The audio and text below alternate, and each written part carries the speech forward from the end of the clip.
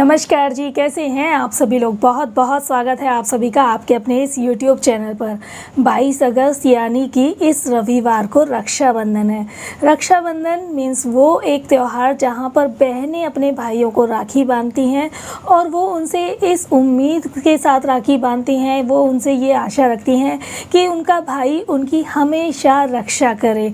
आज के दौर में भाई राखी के बदले में उनको कोई ना कोई गिफ्ट भी देते हैं, उनको कोई ना कोई पैसा भी देते हैं, कोई ना कोई धन देते हैं। वो पैसे के रूप में हो सकता है या किसी आभूषण के रूप में हो सकता है। लेकिन ये जो रक्षाबंधन होता है इसकी परिभाषा क्या है और रक्षाबंधन पर हमें भाई को राखी बांधते समय किन बातों का ध्यान रखना चाहिए। यदि भाई की जो राखी है उसका चुनाव यदि हम उसकी राशि के अनुसार, रंगों के अनुसार करते हैं तो उससे भी भाई के जीवन पर बहुत अच्छा असर पड़ता है और आपका जो रक्षाबंधन होता है ना, वो एक बहुत ही भाग्यशाली दिन में बदल सकता है। तो इस वीडियो में इन सभी बातों के बारे में बात करेंगे। साथ ही बात करेंगे कि इस बार रक्षाबंधन पर मुहूर्त किस समय का है, कौन सा ऐसा शुभ समय है जहां पर आपको अपने भाई को राखी बांधनी चाहिए और जिनके यदि भाई नहीं है तो वो क्या कर सकते हैं। साथ ही आज इस वीडियो में एक महा उपाय भी बताऊंगी आपको कि आप अपने भाई को तो राखी बांध ही रही हैं या फिर आप वो लोग जो कि जेंट्स हैं और किसी भाई को राखी नहीं बांधेंगे, लेकिन इस रक्षाबंधन पर आप अपनी मनोकामना की पूर्ति के लिए कौन सा एक बहुत ही मजबूत उपाय कर सकते हैं जिससे कि आपकी इच्छा पूरी हो सकती है, किसी भी तरह की मैनिफेस्टिंग आपकी पूरी हो सकती है,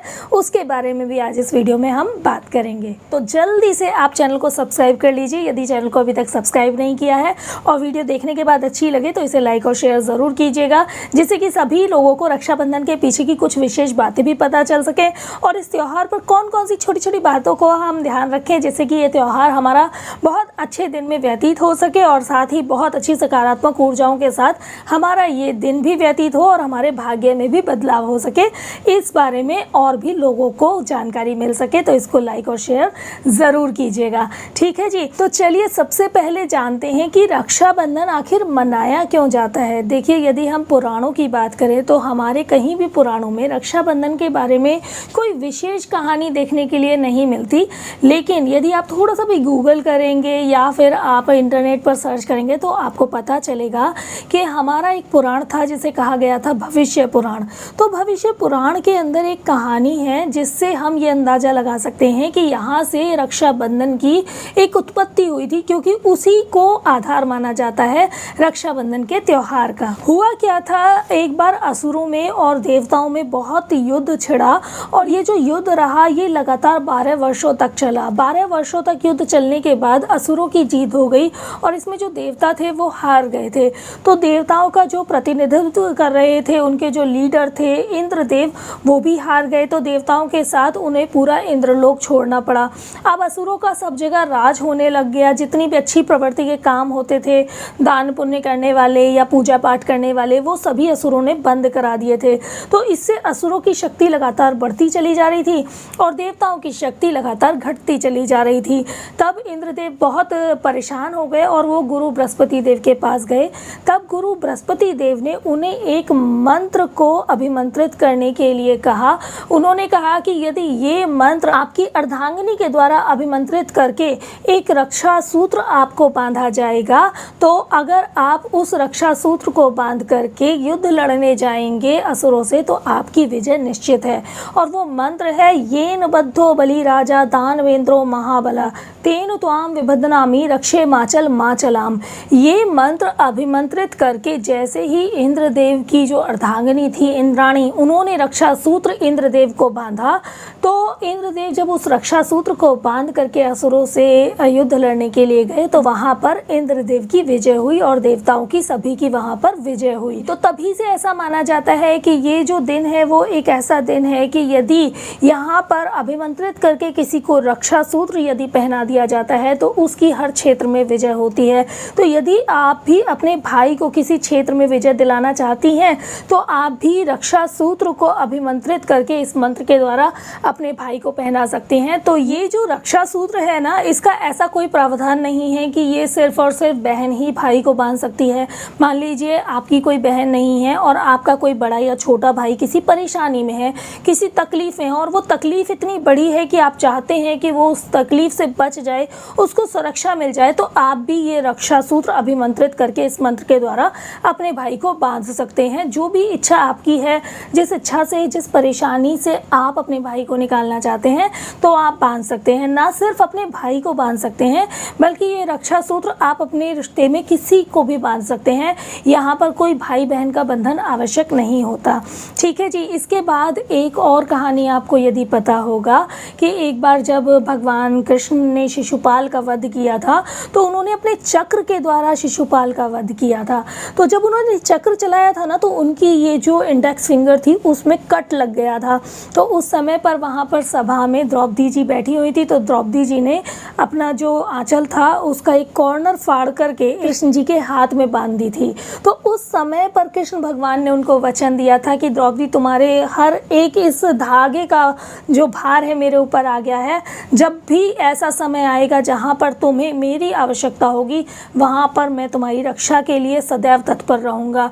और यही कारण था कि जब द्रौपदी चीरहरण हुआ था, तो भगवान श्री कृष्ण वहाँ पर प्रकट हुए थे और उन्होंने द्रौपदी को उस भरी सभा में बचाया था, जैसा कि उन्होंने द्रौपदी को वचन दिया था। इसके अलावा पृथ्वी लोक पर भी बहुत सारी कहानियाँ फेमस, जैसे कि रानी कर्णवती जो राजपूतों की रानी थी, उन्होंने अपने राज्य को बचाने के लिए हुमायूं को राखी बांधी थी, और हुमायूं ने उनको अपनी बहन के रूप में स्वीकार किया था और उनके राज्य पर आक्रमण नहीं किया था।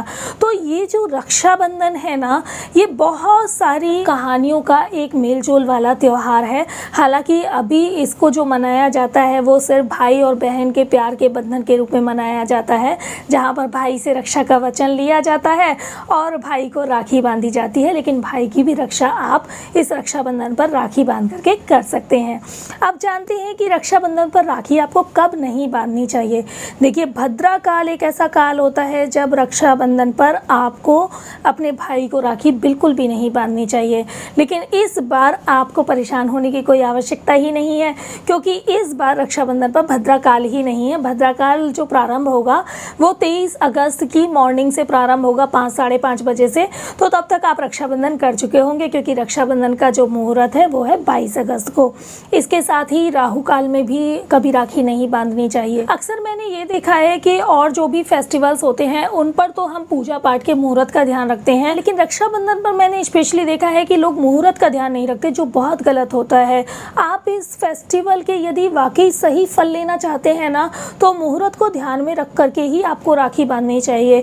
यहाँ पर मैं आपको मुहूर्त बता देती हूँ। रक्षाबंधन वाले दिन 22 अगस्त को सुबह 5:50 से लेकर के सुबह के 6:30 तक का मुहूर्त है।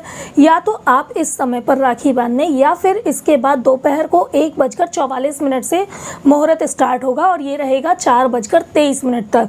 तो ये 2 मुहूर्त हैं। तो इन 2 मुहूर्त में आप कभी भी राखी बांधते हैं तो बेहतर होगा। कभी भी ध्यान रखिए, भद्रा काल और राहु काल, इन 2 काल में आपको राखी कभी नहीं बांधनी चाहिए। ये आपको नकारात्मक प्रभाव भी दे सकती है। जिस भाई को आप राखी बांध रहे हैं ये उसके लिए भी गलत है और आपके लिए भी ये गलत है। देखिए, यहाँ मैं आपको डरा नहीं रही हूँ, जो सत्यता है मैं आपको वो बता रही हूँ। हम रक्षाबंधन जैसे त्यौहार को बहुत हल्के में लेने लग गए हैं, इसलिए हम इसकी पूजा पाठ विधान का ध्यान ही नहीं रखते हैं। तो मैं चाहती हूँ कि यदि आप ये वीडियो देख रहे हैं तो आप इसकी पूजा पाठ विधान का ज़रूर ध्यान रखें। अब दूसरी बात करते हैं कि रक्षाबंधन की थाली कैसे लगानी चाहिए।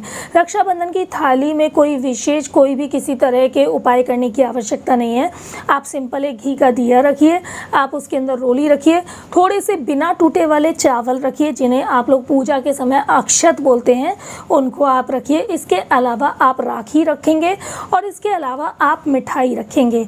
अब राखी जो है अपने भाई की राशिफल के अनुसार आप कलर का चुनाव कर सकते हैं, वो भी मैं आपको बताऊंगी कि आपके भाई की जो राशि है उसके अनुसार आप कौन सी रंग की राखी ले सकते हैं जिससे कि बहुत अच्छे फल मिल सकते हैं।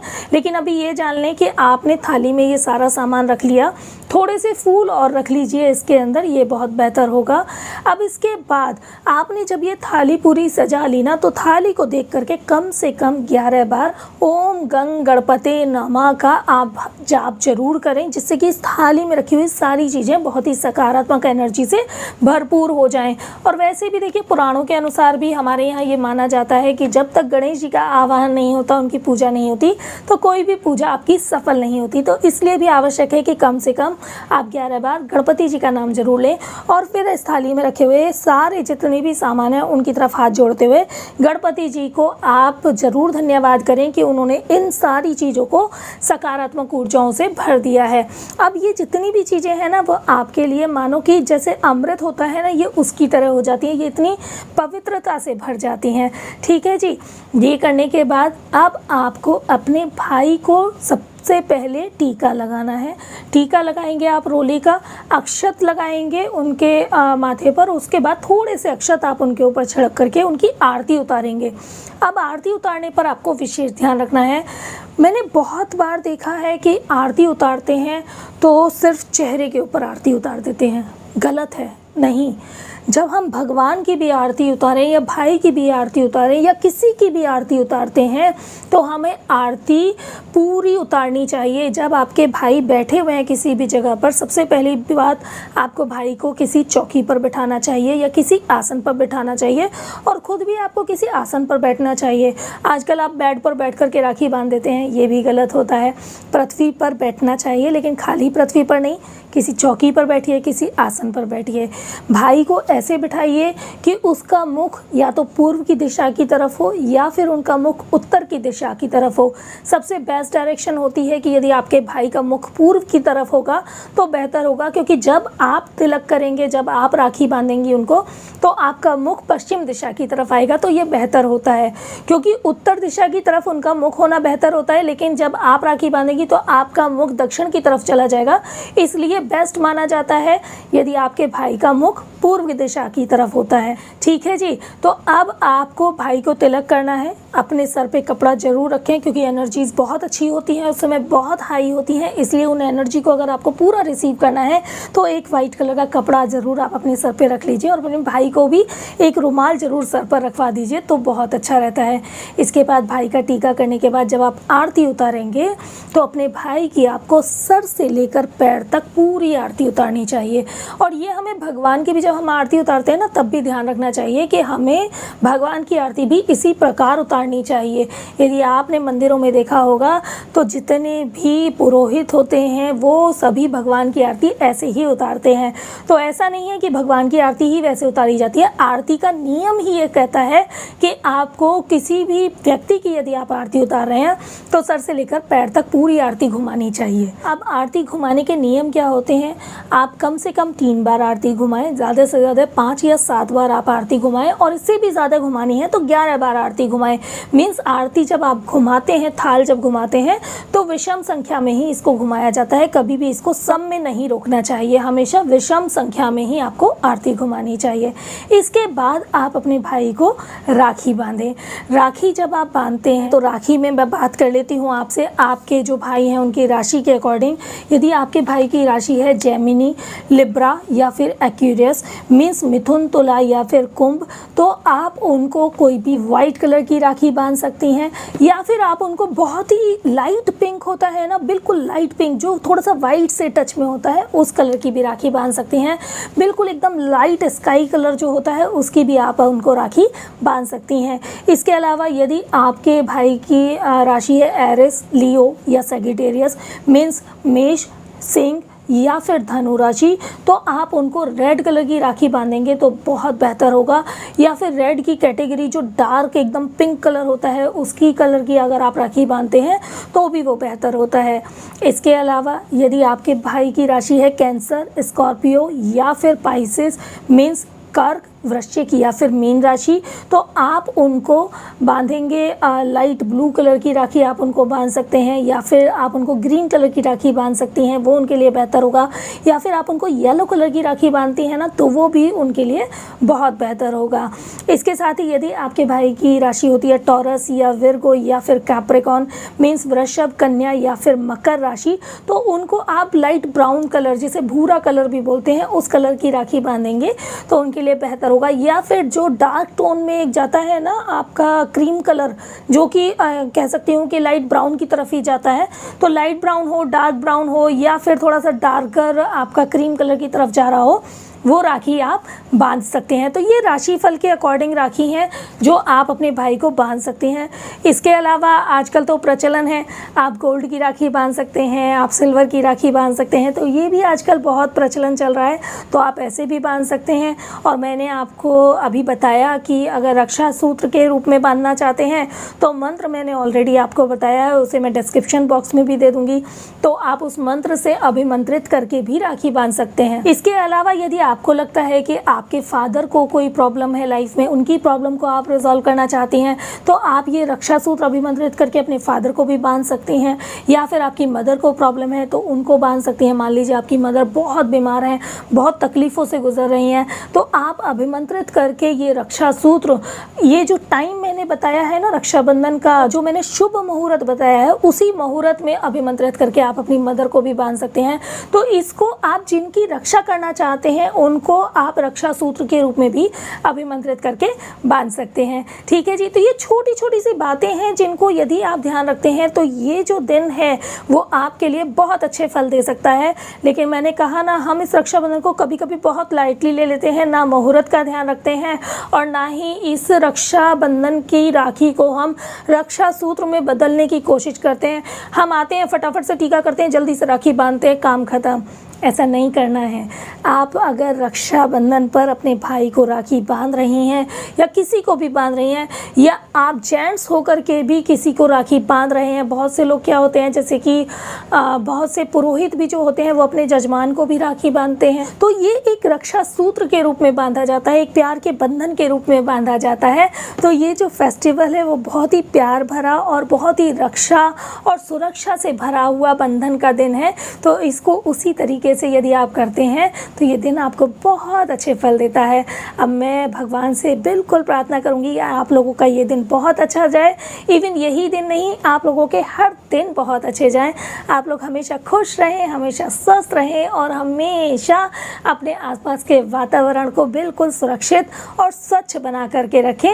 यही मैं ईश्वर से प्रार्थना करती हूँ। और इसके साथ ही अब लेकर आऊँगी कुछ अगली इन्फॉर्मेशन कुछ अगली वीडियो में। तब तक आप बेल बटन प्रेस कर लीजिए जिससे कि आने वाली वीडियो की नोटिफिकेशन आपको लगातार मिलती रहे। और हाँ, इस वीडियो को अगर आपको अच्छी लगी है तो लाइक और शेयर करना बिल्कुल भी मत भूलिएगा। अब आप सभी को मेरी तरफ से नमस्कार।